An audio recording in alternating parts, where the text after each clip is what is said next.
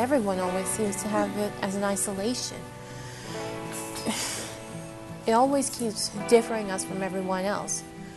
Even when we try to move forward, there are people who will just try to push us back because they don't understand what we're trying to do. We're trying to achieve our goals.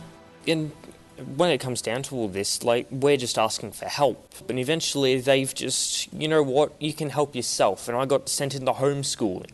I mean, how exactly am I meant to help myself? How do they know what is the right environment for you, for the next person, for the person over in the pool complex? How do they know what is a good learning environment for all of us?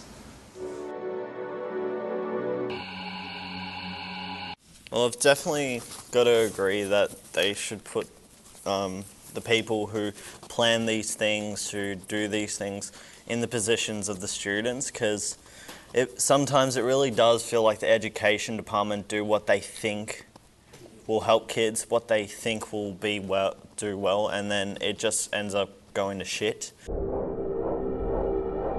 When it comes down to it, you know, the teachers exclude you and isolate you because they don't see that you're doing what they want you to do. So, you know, you're in their bad books permanently because you just want to do something slightly different. We're going to teach this way.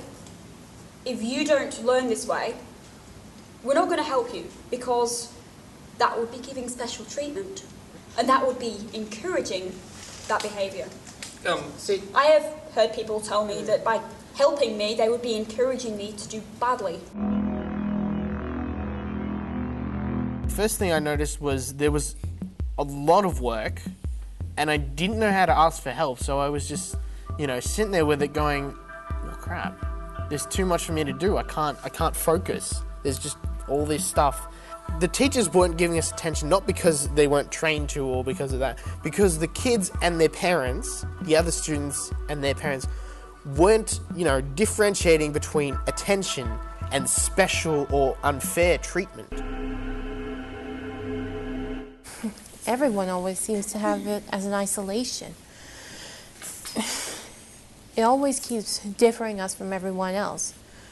Even when we try to move forward, there are people who will just try to push us back because they don't understand what we're trying to do. We're trying to achieve our goals. How would it be if they put themselves into your shoes? Yeah. And then maybe get them, I mean, I know it's a bit stereotypic, but I mean, I think it's just something that, you know, again, I think this is where education is lacking, and I think this is where it's all wrong. The thing about that is, me being at home, they feel as if that's the right environment for me. Thus, they're just saying, well, your rights are being fulfilled. I just need something to motivate you. Well, actually, usually it's I need something to get me to start focusing. And then once I've started focusing, I'm focused until it's done.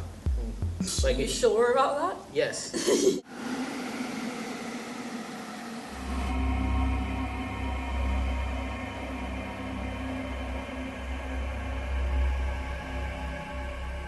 The teachers, it's kind of like they just said, oh, well, why should we listen to you? I mean, you don't do any of that, you don't do what we say, why should we listen to you? And it's like, it just feels horrible because, you know, I'm here, I'm just scrawny old me, there's one of me, there's about 3 of them, and they're like, you know, big dudes that are like, you know, top of the class in the sports class, and it just seems stupid because you just feel as if you're nothing.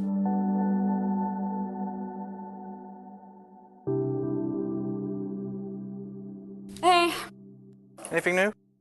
Well, yeah, that's why I've been sent here. Why were you sent here? Mrs. Meyer sent me here because I can't ever talk to another student. Corey again.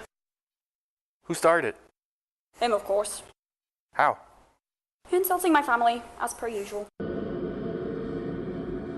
From year 7 to year 9, my only friends were the teachers. Every student in the class ended up bullying me until when I accidentally fell off a haystack, I had crutches. Next person who bullied me, I hit him with a crutch. Well, and guess what? Student told on me, and the teacher took my side. even since I was in primary school, I'd go home and I'd have these moments where I'd just say to myself that I'm an idiot, that I'd call myself stupid. Actually, in primary school, that led to me being depressed, and I was only 10 or 11. A 10 or 11-year-old shouldn't be depressed. They should be enjoying life, not crying, smacking their heads against walls, stuff like that. And I still do it occasionally in high school. How many other people here, look, I'll be the first to confess, I still bang my head. I did it against glass. Used to bang this bit up into my head. I've been doing it recently. When I was younger, I used to do that. Yeah. My head. You used to do what?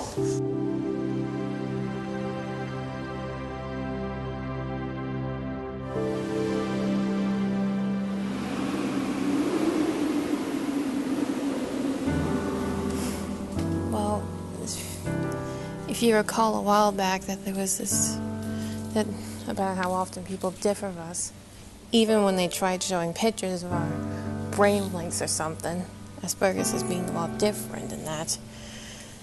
But I just don't see how that can differ us from everyone else.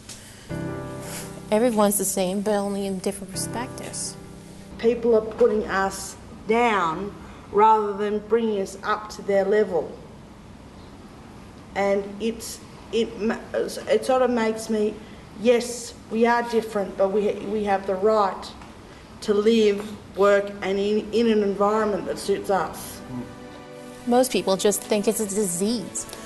And they think that one day they're going to bring a pill and then cured of it. But that's not going to work. Most of the time, people just want to join in on something because they have something to contribute. But if we're not being able to join in, then how can we contribute? Really, I mean, it's not like we just want to take all this and not give anything back. We want to contribute as well. If I'm able to progress along, I'll probably get people to be a bit more open-minded instead of just shunning everyone else into thinking that there is only just one way and no other way to go.